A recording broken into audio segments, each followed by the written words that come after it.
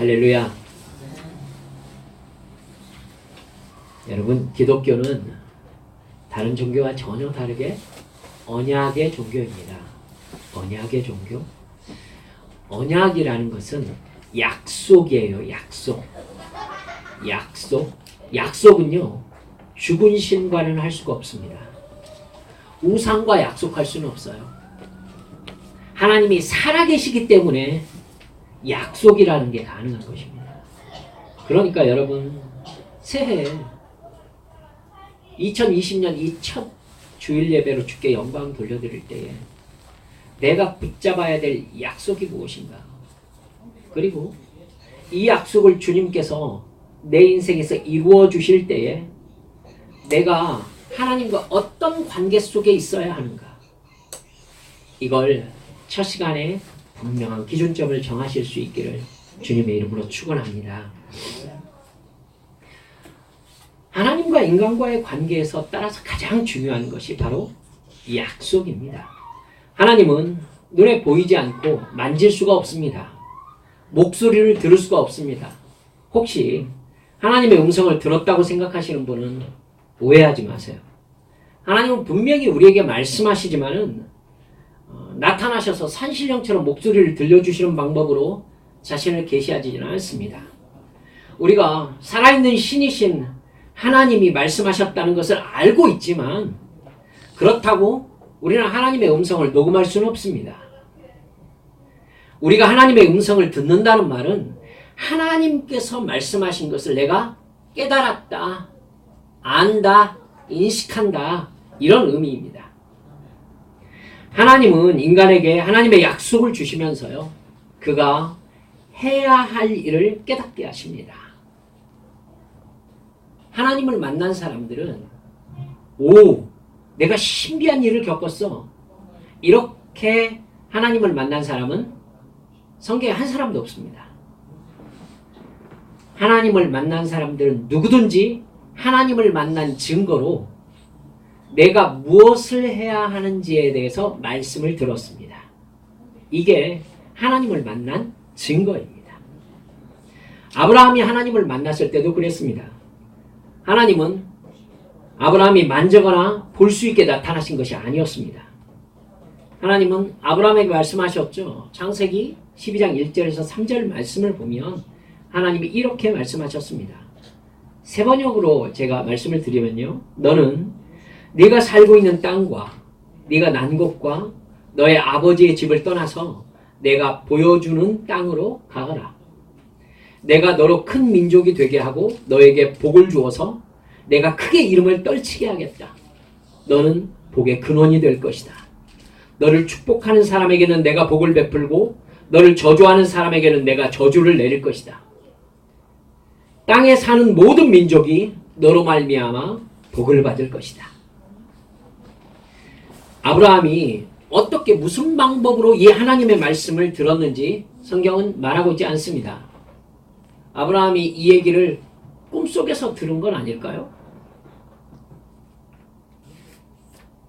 혹시 혼자 있는 시간에 바울이 바울아 네가 어찌하여 나를 핍박하느냐 이 소리를 그의 고막으로 들었던 경험이 있듯이 혹시 아브라함의 고막으로 들었을까요? 혹 그런 것 전혀 없이 아브라함의 마음속에 어떤 음성으로 깨달은 건 아닐까요? 알 수가 없습니다. 따라서 의심스럽다라고 생각하면 얼마든지 의심할 수 있습니다. 여러분, 귀신을 본다는 사람들이 있습니다. 하지만 과학은 대부분의 귀신 보는 현상을 과학적으로 설명하고 있는 거 여러분 아시죠? 그거 증명된 사실입니다. 어느 때에 그런 형상들이 눈에 보이는지. 여러분, 그러니까 어떤 부분이 확실하다고 생각하는 것 뿐만 아니라 그것을 의심하려고 마음 먹으면요, 얼마든지 그거에 대해서 인간적인 이야기를 할 수 있습니다. 아브라함은 자기가 무슨 경험을 했는지 의심할 수 없을 만큼 분명한 어떤 뭔가 부인할 수 없는 경험을 한 것일까요? 그럴 수 있습니다. 또 그렇지 않다라고 생각하면 충분히 또 그렇지 않다라고도 할 수 있습니다. 어느 날 갑자기 이사가고 싶은 마음이 들었을지 어떻게 합니까? 그러나 여러분 확실한 게 바로 그 다음에 있습니다. 아브라함은 그 하나님의 말씀을 하나님의 말씀으로 믿었다는데 여러분 그게 정말 핵심인 거죠. 그리고 하나님이 말씀하신 대로 짐을 싸서 실제로 길을 떠났다. 여러분 이게 믿음입니다. 하나님의 말씀을 듣고 오 하나님이 나에게 그렇게 말씀하셨어 까지는 믿음이 아닙니다. 그 말씀을 듣고 이삿짐을 싸고 그가 길을 떠났다라는 행동을 했을 때에 그걸 믿었다라고 얘기하는 것입니다. 하나님은 아브라함이라는 사람을 선택하셔서 그에게 언약을 주셨습니다. 말뿐이었어요. 물론 아브라함 개인이 나에게 말씀하신 분이 하나님이시다라는 증거는 분명하게 주어졌을 것입니다. 여러분 아브라함은 그렇게 자기에게 나타나신 하나님을 하나님으로 믿었습니다. 그리고 하나님의 말씀대로 행동했습니다. 하나님이 아브라함에게 행동하신 것은 아무것도 없습니다. 하지만 아브라함은 아무것도 없는 하나님의 말씀을 믿고 행동으로 옮겨서 자기의 삶을 순종하는 삶으로 변화시켰다는 것이 중요합니다. 종합해 볼 때 눈에 보이는 변화는 아브라함의 행동밖에 없죠. 여러분 제3자가 지금 아브라함의 삶에서 일어난 일을 제3자가 얘기해 보십시오. 그럼 뭐라고 하겠습니까? 어느 날 갑자기 아브라함이라는 사람이 짐 싸서 이사 갔다. 이것만 눈에 보이는 상황이에요. 그렇죠? 근데 눈에 보이는 건 그건데 그 안에는 하나님이 그에게 말씀하셨고 그 언약의 말씀을 따라서 아브라함이 순종한 믿음의 행위였다가 들어있는 것입니다. 아무것도 손에 잡히는 건 없죠. 하나님은 그저 말씀하신 것뿐이었습니다. 이게 하나님께서 우리와 맺으시는 대부분의 관계의 실체입니다. 하나님은 우리를 선택하셔서 말씀하십니다. 우리는 하나님이 나를 선택하셔서 말씀하신 것을 믿고 행동합니다. 그렇기 때문에 우리에게 가장 중요한 것은 믿음이 되는 것입니다. 아무것도 손에 잡히는 건 없고 그저 하나님이 나에게 말씀하셨다는 것을 깨달았을 뿐입니다. 따라서 하나님의 말씀과 지시로 믿으면 행동하겠죠. 그러나 내가 어쩌다가 느낀 내 기분이다. 혹은 내 삶에서 뭔가 울컥 일어나는 그 어떤 느낌이다. 이렇게 생각하면은 느낌만 느껴주고 행동을 하지 않을 것입니다. 그러면 그건 믿음이라고 볼 수 없죠. 이게 불신앙, 믿음 없음, 불순종입니다. 여러분 우리는 불순종을 굉장히 엄청난 죄로 하나님을 거역하는 죄로 인식하고 있습니다. 하지만 여러분 그렇지 않아요. 불순종은요. 여러분 그런 식으로 하나님께 반항하려고 하는 사람 거의 없습니다. 다만 하나님의 말씀으로 믿어지지 않으니까 순종할 수 없는 것일 뿐인 거예요. 그렇죠? 하나님의 말씀으로 믿지 못하니까 순종을 못하는 겁니다. 즉 믿음 없음의 결과가 불순종인 겁니다. 하나님의 말씀으로 믿었는데 나는 안 할 거야. 이런 사람은 없죠. 여러분 그러십니까? 여러분 내가 불순종했다라고 생각될 때에는 그 말을 하나님의 말씀으로 믿지 못했다가 전제되어 있는 겁니다. 그래서 히브리서 11장 8절에서 아브라함에 대해서 이렇게 말씀합니다. 믿음으로 아브라함은 부르심을 받았을 때 순종하고 장차 자기 몫으로 받을 땅을 향해 나아갔습니다. 그런데 그는 어디로 가는지를 알지 못했지만 떠난 것입니다. 이렇게 말하고 있어요. 이게 하나님과 믿음으로 맺는 관계입니다. 그렇게 인간이 아무것도 보이거나 잡히는 증거도 없지만 하나님의 말씀을 믿고 행동으로 옮긴 후에야 하나님의 약속은 모습을 드러내기 시작합니다. 여러분, 우리가 구약 선지서의 가장 중요한 단어에 대해서 말씀을 나눈 적이 있습니다. 그것이 무엇이었습니까? 슈브였습니다. 슈브. 돌아오라. 그런데 성경 전체를 통해서 하나님께서 슈브라는 말을 사용하실 때 하나님은 반드시 이렇게 사용하셨습니다. 내게로 슈브하라. 그러면 내가 너희에게로 슈브하리라. 너희가 내게로 돌아오라. 내가 너희에게로 돌아가리라. 그렇습니다. 믿고 순종하는 행동을 내가 했을 때에 하나님께서 당신이 말씀하신 말씀이 사실임을 보여주기 시작하시는 것입니다. 그럼 뭐가 먼저입니까? 믿음이 먼저인 겁니다. 하나님은 말씀하시고 우리는 행동합니다. 그러면 하나님이 뭐라고 말씀하셨는지가 보이기 시작합니다. 이게 믿음의 결과죠.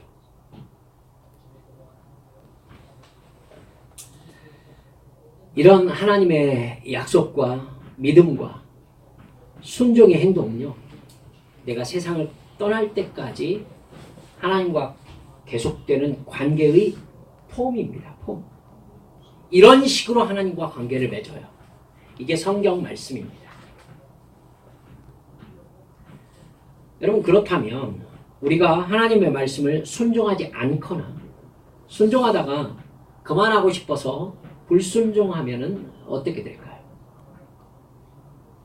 그러면 하나님의 뜻이 이루어지지 않을까요? 하나님의 약속은 어떻게 될까요? 맨 처음에 하나님께서 약속하셨고 말씀하셔서 내가 깨닫고 순종했잖아요.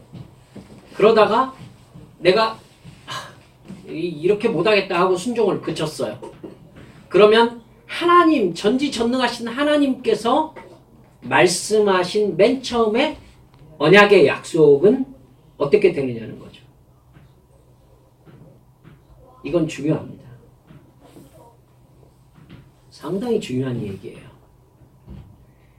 여러분, 기독교의 가장 중요한 교리에 대한 시비가 이 문제에 또 걸려 있습니다. 여러분, 우리는 어느 날 예수님이 나를 구원하시려고 십자가에서 나를 대신하여 죽으셨다는 사실을 들었습니다. 여러분, 우리는 그걸 무슨 헛소리냐고 하지 않고요. 그 말씀을 믿었어요. 하나님의 부르심입니다. 하나님께서 그것을 사실로 여겨지지 않게, 그것을 사실로 여겨지게 해 주셔야만이 그 말씀이 믿어져요. 여러분, 앞뒤 딱 잘라내고 그 얘기 한번 들어보세요. 그것처럼 허무맹랑한 얘기가 어디가 있습니까? 한국 땅도 아니고 이스라엘 땅에서 2000년 전에 어떤 젊은이가 십자가에 매달려 죽었습니다. 그것이 나 때문이라고? 너 지금 말이 되는 소리를 하지, 말이 되는 소리를. 이렇게 하는 것이 정상적인 반응이죠. 근데 나를 대신해서 그 젊은이가 33세 나이에 십자가에 달려 죽으셨다는데 그게 나 때문에 죽었고 나를 영원한 천국 가게 하시려는 하나님의 아들의 사랑이었대. 이게 믿어진다는 게 기적 아닙니까? 근데 우리는 믿어졌어요. 믿어졌다.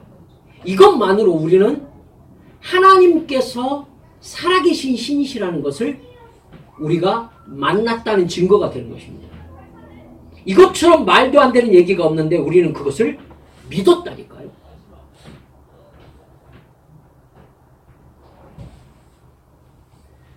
여러분, 그래서 우리는 하나님을 예배하는 사람, 기도하는 사람이 되었습니다. 하나님을 사랑하고 이웃을 사랑하는 사람이 되었습니다. 나의 이익을 따라 살지 않습니다. 내가 손해보더라도 정직하게 살려고 노력합니다. 예전에는 나의 이익과 쾌락과 재미와 인기를 위해서 분노하고 미워하고 도둑질하고 간음하고 욕하고 시기질투하고 다른 사람을 밟고 어떻게 해서든지 올라가려는 삶을 살았어요. 그런데 이제 다른 사람을 돕고 사랑하면서 어느 때는 바보 아니냐는 소리를 들을 때도 있습니다. 이익보다 오름을 따라 살아가기 때문에 앞뒤가 막혔다는 소리도 때로는 듣습니다. 정말 애써 버는 돈을 교회에 헌금합니다. 이웃과 나눕니다. 이것이 예수 믿는 사람들의 행동, 즉 순종입니다. 이 구원받은 증거죠. 그랬더니 하나님께서 내 안에 기쁨과 행복을 주셨습니다. 세상 사람들이 보기에는 미친 거죠. 하나님께서는 그렇게 세상 사람들이 도무지 이해할 수 없는 삶을 사는 나의 행복을 기뻐하시면서 나의 일을 도와주셨습니다. 교회에서 믿음의 관계를 누리면서 예배와 기도와 찬양과 헌신의 기쁨을 누리게 하셨습니다. 나를 통해서 어떤 사람은 교회에 나와 복음을 믿고 구원받는 사람이 생기기 시작했습니다. 이게 하나님이 내 인생에서 작정하신 뜻이라는 생각도 들었습니다. 여러분, 그렇게 우리가 죽을 때까지 살 수 있으면 얼마나 행복하겠습니까? 그러나 어느 날 우리 인생에 틀림없이 안 좋은 일이 생깁니다. 그러면서 내가 왜 이렇게 손해보면서 인정받지도 못하고 인생을 즐기지도 못하고 재미도 없고 이런 인생을 살아야 되나 이런 생각이 우리 안에 듭니다. 때로 살기 싫습니다. 여러분, 딱히 손에 잡히는 것도 없고 내가 바라는 대로 되는 것도 없고 돈도 많이 벌지 못하고 늘 하나님께 필요한 것 달라고 해야 채워지는 것 같은 느낌? 다른 사람이 즐기고 노는 것에 참여하고 좀 어떻게 좀 이 세상 재밌게 좀 살아보려고 하면 왠지 죄책감이 느껴져서 그렇게 못하는 소심한 답답한 나의 인생? 여러분, 그게 어느 날 싫은 느낌이 들어서 이제 그렇게 살지 않고 내 마음 가는 대로 즐기고 싶은 대로 살고 싶어졌어요. 아모르 파티? 나이는 숫자, 마음이 진짜, 가슴이 뛰는 대로 가면 돼? 이러면서 살면 어떻게 되느냐는 겁니다. 나를 통해 이루시겠다고 깨달은 하나님의 뜻은 어떻게 될까요? 한 칸 더. 나에게 주셨다고 믿고 있는 구원에는 아무 문제가 없을까요?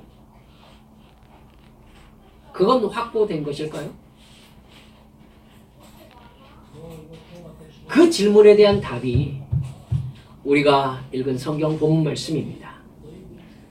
여러분, 사사기 2장 1절을 보면 하나님은 이스라엘에게 출애굽 2세대들이죠. 가나안 땅을 다 주시면서 내가 너희를 애굽에서 올라오게 하여 내가 너희의 조상들에게 맹세한 땅으로 들어가게 하였으며 또 내가 이르기를 내가 너희와 함께한 언약을 영원히 어기지 아니하리라 이렇게 약속하셨습니다.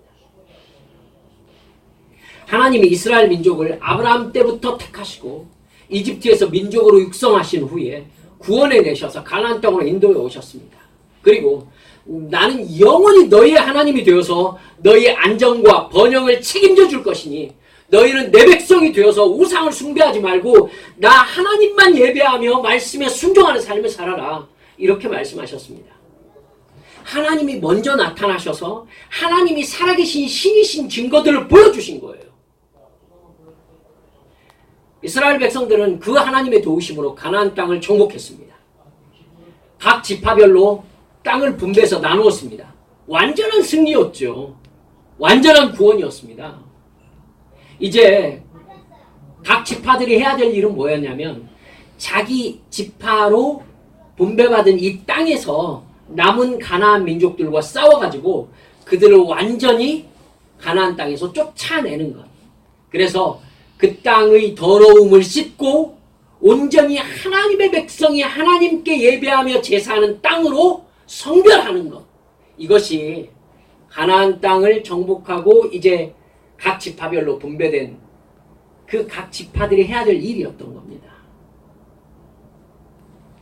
여러분, 그건 하나님을 믿고 전쟁을 수행하면 충분히 감당할 수 있는 일이었습니다. 여러분 아시잖아요. 여리고에서부터 온전히 하나님의 능력이 아니면은 가나안 정복 전쟁은 감당할 수가 없었습니다. 하나님께서 지금까지 오게 하셨단 말이죠. 여러분, 하나님께서 여기까지 인도하셨고 구원해 주신 증거가 너무나도 명백했어요. 이제 하나님만 섬기면서 정복 전쟁을 하면은 가나안 땅은 온전히 하나님 앞에 성별된 하나님의 땅으로 봉헌되게 될 것입니다. 근데요, 가나안 정복 전쟁을 치렀던 이 여호수아 시대의 사람들이 죽자 이스라엘 각 지파들은요 다른 계산을 하기 시작해요. 이미 가나안 땅은 차지했죠. 차지했어요. 각 지파와 가정별로 땅이 분배됐어요. 그러니까 전쟁이 싫어진 것입니다. 적당하게 가나안 원주민들과 함께 사는 것이 편하다는 생각이 드는 겁니다.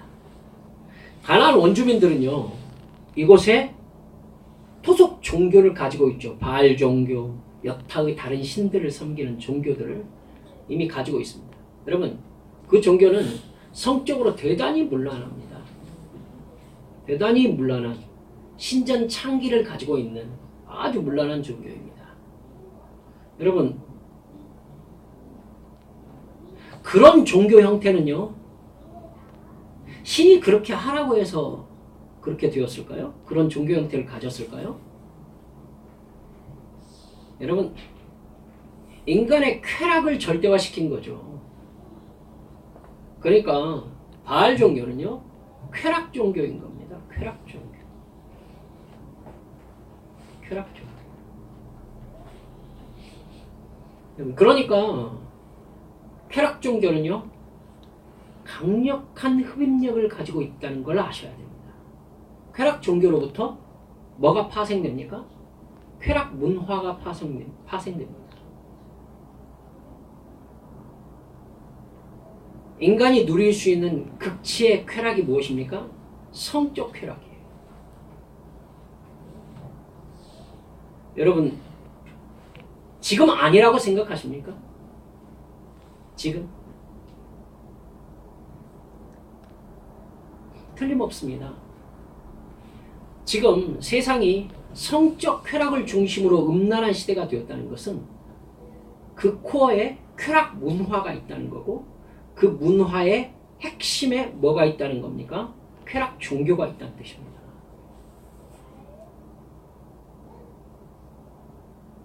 기독교 안에, 불교 안에 종교의 모습만 다를 뿐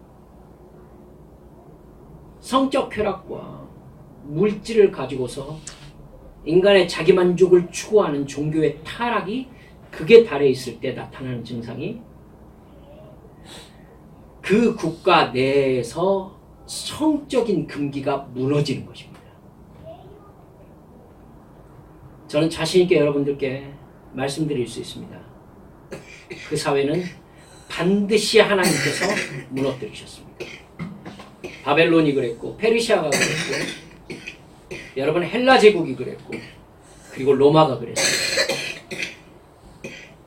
사랑하는 여러분들이요, 주님이 곧 오실 것입니다. 주님이 이 땅을 심판하실 것입니다. 그리고 주님의 얼굴을 보는 사람들이 모두 다 그럴 것입니다. 어떻게 저분이 오실 수가 있지? 즉, 자기들이 심판받을 죄인이라는 걸 누구도 인식하지 못할 것이란 말입니다. 죄라는 걸 알았으면 죄를 짓지 않았겠죠. 사랑하는 여러분들이요, 지금 시대가 그 시대입니다. 여러분, 가나안에 간 이스라엘 백성들이 바로 그 유혹에 사로잡힌 것입니다. 이스라엘 민족은 원래 있던 가나안 종교의 부와 쾌락을 자기들도 누리고 싶었습니다. 이스라엘 백성들보다, 노예로 살던 이스라엘 백성들보다 가나안 백성들은 훨씬 문화적으로 발달한 곳이었어요. 뿐만 아니라 군사적으로도 훨씬 강한 민족이었다는 거 여러분 아시지 않습니까? 그래서 이스라엘 민족은 그 땅을 차지하기는 했으나, 여러분, 그곳에 영향력을 가진 사람들과 화해하고 서로 결혼해서 같이 살면서 이익을 극대화하고 싶은 생각이 들었던 겁니다. 그래서 우리가 읽은 본문 사사기 3장 6절을 보면은 이렇게 말씀합니다. 그들의 딸을 맞아 아내로 삼으며 자기 딸들을 그들의 아들들에게 주고 또 그들의 신들을 섬겼다. 가나안 땅에서 이익을 위해서 이스라엘 민족의 하나님을 섬기는 민족 정체성을 버린 것입니다. 가나안 민족과의 자연스러운 연합을 변화와 적응으로 받아들인 거예요. 하나님은 어떻게 반응하실까요? 이게 문제입니다, 여러분. 하나님은 어떻게 반응하실까요? 먼저 사랑하는 여러분들, 이스라엘 백성들이 이렇게 생각하는 생각이 얼마나 순진한 생각인지를 한번 따져봅시다. 가나안 족속들과 여러분 이스라엘 민족이 가나안 땅에서 공존하는 게 가능할까요? 외부적으로요. 가나안 사람들 입장에서 생각해보면 간단해요. 이 땅이 원래 누구 거였죠? 가나안 민족들의 것이었어요. 수백 년이 넘는 세월 동안 가나안 민족들이 여기에서 농사지으며 살아왔습니다. 문화를 발전시키면서. 그런데 갑자기 이집트에서 300만 명이 넘는 이스라엘 민족이 40년 만에 요단강을 건너가지고 가나안 땅에 침입한 거예요. 그리고는 수많은 가나안 민족들을 죽이고 쫓아냈습니다. 그렇게 정복전쟁을 한 세대가 죽었습니다. 1세대, 여호수아 세대가 죽었습니다. 그러자 그 아들 세대들이 가나안 민족에게 뭐라고 한 거냐면은, 이제 전쟁 그만하고 우리가 이 땅을 차지했으니까 너희들 마음 풀고 우리 사이좋게 지내자. 서로 결혼도 하고 이 땅에서 함께 살자. 이렇게 얘기한 겁니다. 가나안 민족 입장에서 생각해 보세요. 이게 말입니까? 일본이 우리나라 쳐들어와가지고 우리나라 완전히 다 접수하고 이제 우리 사이좋게 살자. 이게 말입니까? 분명히 이스라엘 민족의 힘이 강하니까 연합해서 살자는 말에 일단은 동의를 했을 것입니다. 하지만 사회의 기득권은 모두 이스라엘 민족이 가지고 있잖아요. 정복자니까. 가나안 민족은요, 자기들 땅에 침입해온 사람들이 만든 사회에서 사회의 최하층민이 되어가지고 살아야 되는 상황에 처한 거잖아요, 지금. 그들은 절대로 이스라엘 민족에 대한 원한을 풀 수가 없습니다. 그들은 자기들이 섬기는 바알신을 더 강하게 섬길 것입니다. 그리고 자기 민족들의 정체성을 강하게 유지하려고 할 거예요. 사라지고 싶은 사람들이 어디가 있어요? 이스라엘 민족은 끝난 전쟁으로 생각하지만 가나안 민족들에게 절대로 끝난 전쟁이 될 수가 없는 거죠. 하나님은요, 이스라엘이 가나안 정복전쟁 사명에 순종하지 않고 오히려 가나안 족속들의 종교를 받아들이고 그들과 섞이기 시작하자 이스라엘 민족의 가나안 정복전쟁에서 하나님이 손을 떼기 시작하십니다. 이게 오늘 본문의 배경이에요.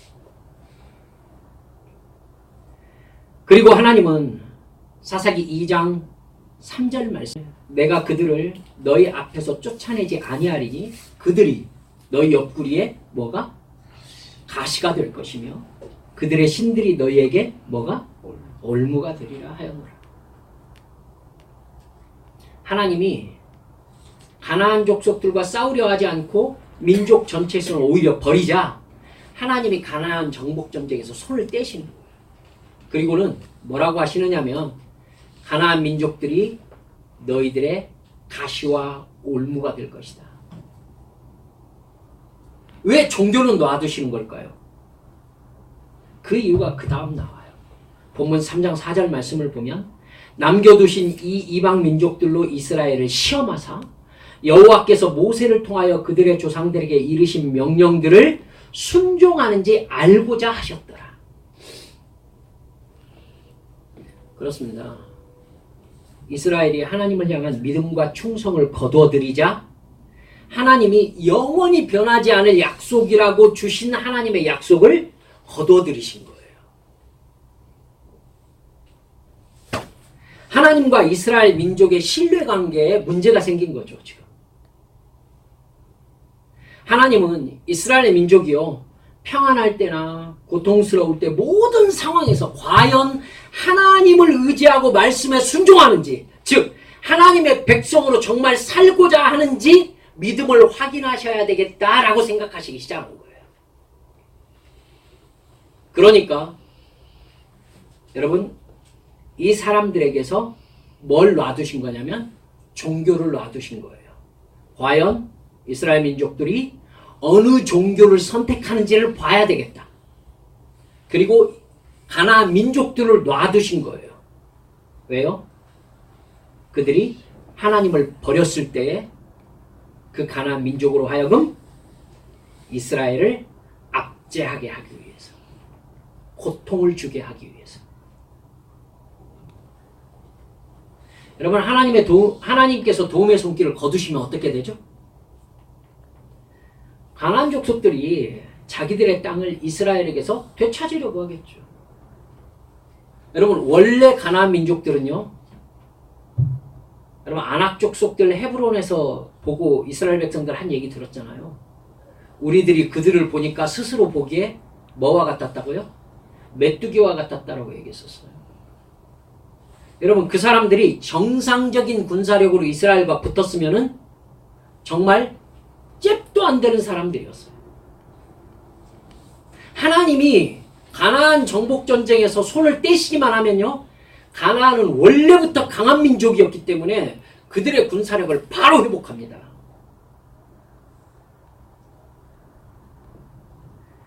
하나님은 가나안 족속들을 쫓아내지 아니하시고요,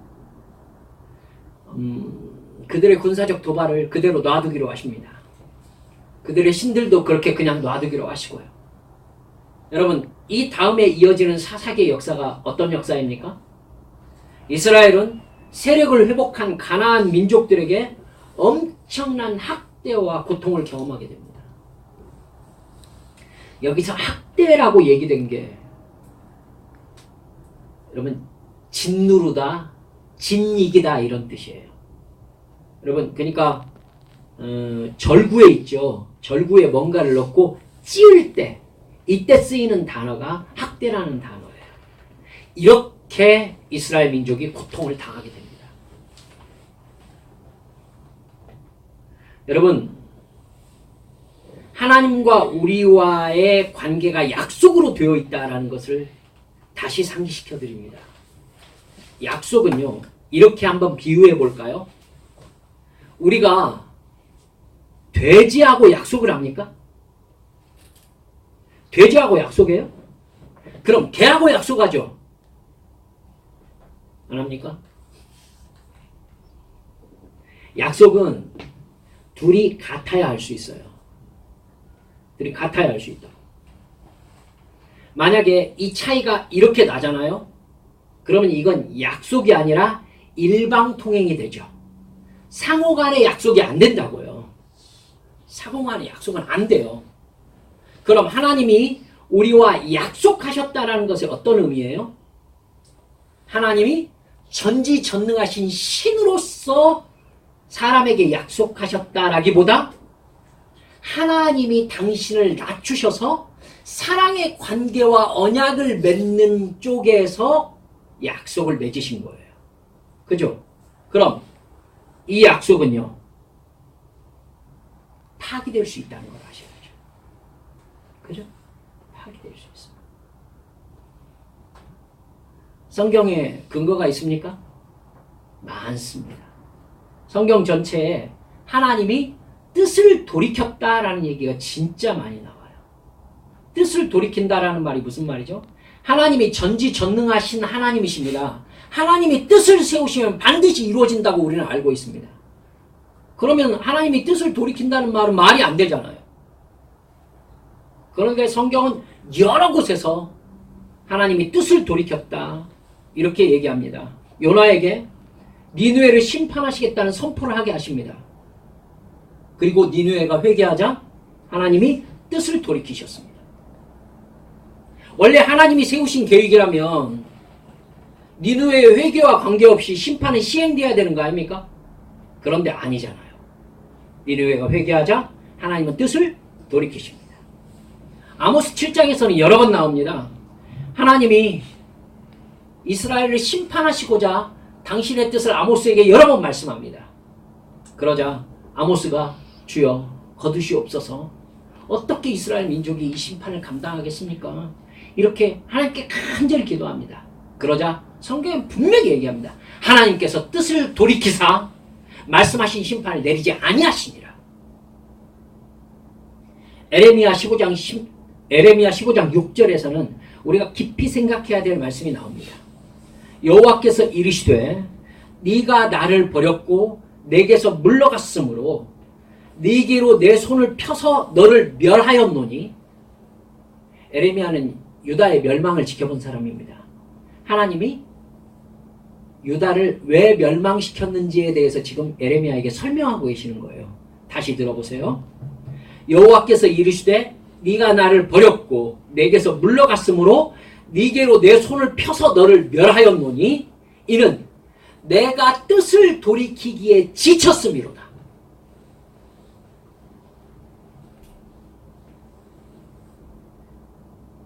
유다가요, 하나님께 입으로만 회개한 거예요.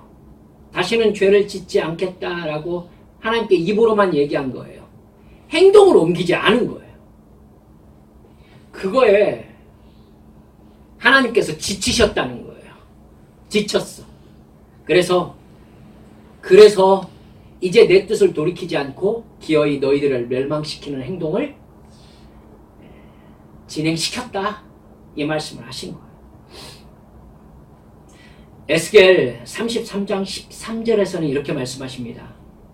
잘 들어보세요. 내가 의인에게 말하기를 그는 반드시 살 것이다 하였어도 그가 자신의 의를 믿고 악한 일을 하면 그가 행한 모든 의로운 행위를 내가 전혀 기억하지 않을 것이다. 그는 그가 범한 바로 그 죄 때문에 죽을 것이다.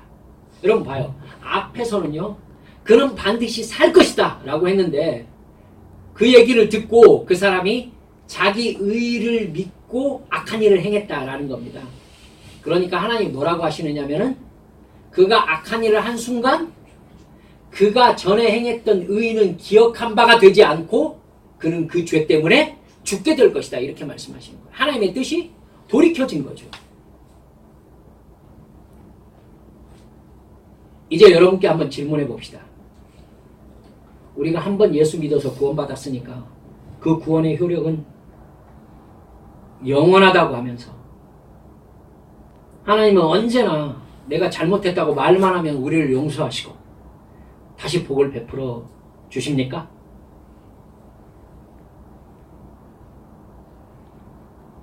그렇게 믿어지거든. 그렇게 다른 교회 가세요. 그렇게 믿으려면.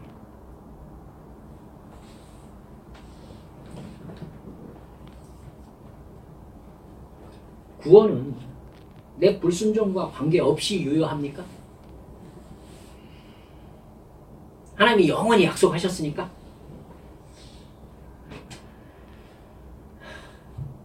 그런 하나님은 예수님을 왜 보내시고 왜 십자가에 못 박아 죽으셨대요?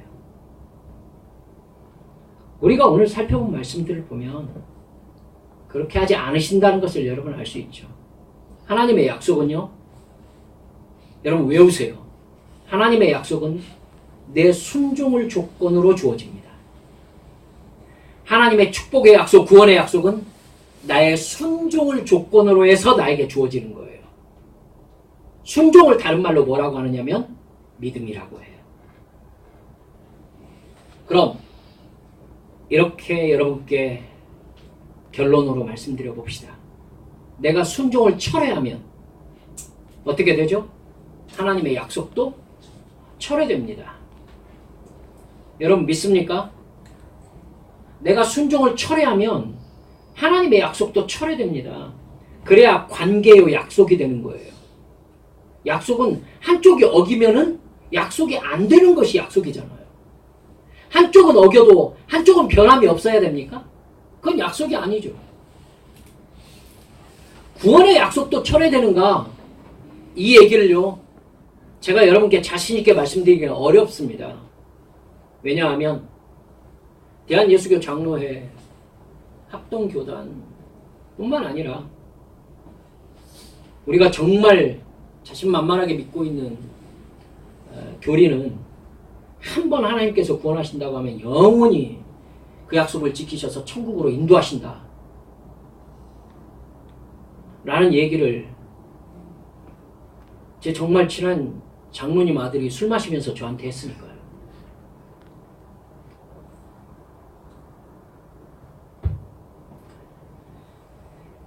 여러분, 하지만 저는 우리가 믿음의 약속을 하나님 앞에서 철회하면 하나님의 약속도 철회된다라고 저는 믿고 싶습니다.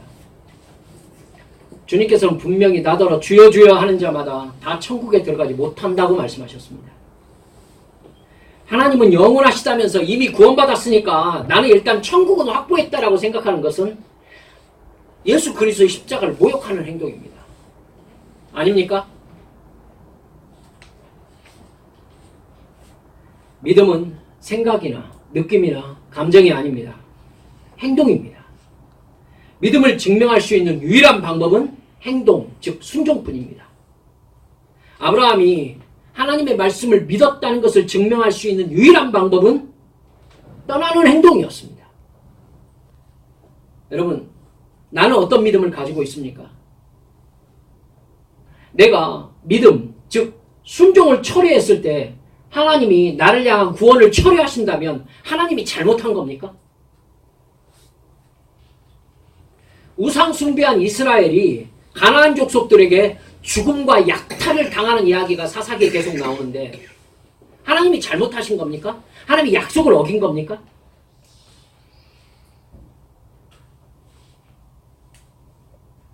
여러분 마음속에 성령께서 뭐라고 들려주시는지 그 음성을 붙잡으세요.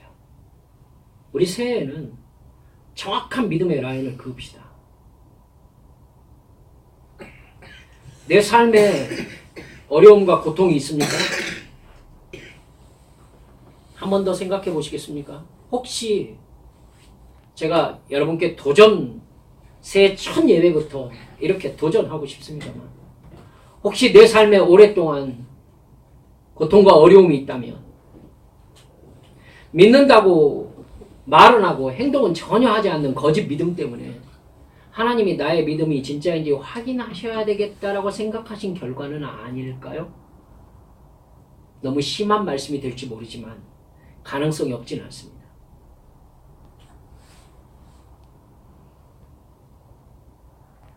제가 왜 이렇게 강하게 여러분께 단정적으로 이 문제를 말씀드리고 싶겠습니까? 우리 믿음을 정확하게 지켜서 상황과 관계없는 하나님과의 믿음과 사랑의 관계를 맺으라고 권면드리고 싶어서입니다. 누구입니까 우리가? 하나님의 아들이 아닙니까? 이건 어떤 상황에서든지 변함이 없어야 마땅합니다. 왜요? 정말 하나님과 완전한 사랑이 성취되는 현장은 여러분 천국이기 때문에 여기에서 삶이 다가 아닌 우리는 그 나라로 우리의 삶이 연결되어 있다고요. 그러니 이 땅에서 당하는 고통으로 내가 주님을 믿는 믿음을 놓는다는 것은 곧 나의 삶은 여기가 전부라고 생각하는 사람에 불과하다는 얘기가 되는 겁니다. 여기에서 내 생명이 끝난다면 어떻습니까? 여러분, 뭐가 어떻습니까? 여기서 내 생명이 끝나면 끝나는 거죠. 그리고 그 나라로 가는 거 아닙니까? 그 나라에서 사도 바울이 뭐라고 합니까? 우리가 지금은 거울로 보는 것 같이 희미하다. 그 나라에서는 얼굴과 얼굴을 대하여 볼 것이요. 주님의 얼굴과 얼굴을 대하여 볼 것입니다. 그 영광스러운 나라가 우리를 기다리고 있습니다. 이 땅에서 어려움, 그거에 겨우 하나님이 나의 아버지이시고 나를 사랑하시는지를 믿고 말고의 문제를 아닌 거 아시죠? 우리 새해 이 믿음의 라인을 정확하게 그어서 상황에 따라서 바뀌어요? 그때는 맞고 지금은 틀려요? 이따위 믿음 말고 어떤 상황에서든지 나는 주를 위해 살다 주와 함께 죽으리라. 이 믿음이 2020년 우리를 이끌어 주님의 이름으로 축원합니다. 우리 함께 기도합시다.